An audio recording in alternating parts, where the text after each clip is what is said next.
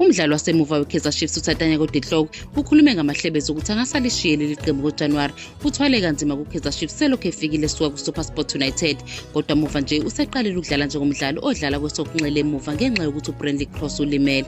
Ebuzwa ngekusasa lakhe kumakhosi, uDihloko uthe konke kulele kuNkulunkulu. Ubalule nokuthi uyakwazi ukudlala ezindaweni ezahlukene okubalwa kuzo nokudlala kwesokunxele emuva. Ugxile nasekusizeni iqembu ukuthi lenze kahle.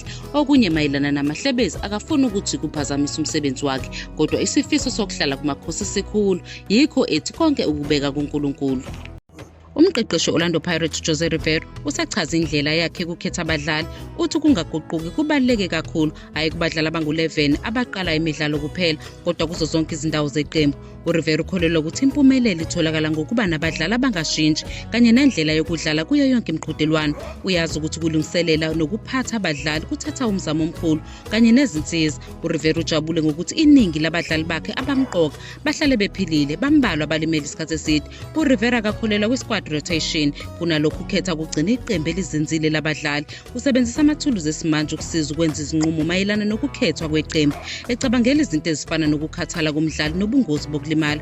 Umqeqeshi ujabule ngesimo seqembu lakhe njengamanje. Abadlali abaningi basesimweni esihle futhi bambalwa abalimele isikhathi eside. Utusa nokuzikhandla kwabo bonke abadlali bakhe, ngisho nalabo abangadlali emidlalweni njalo.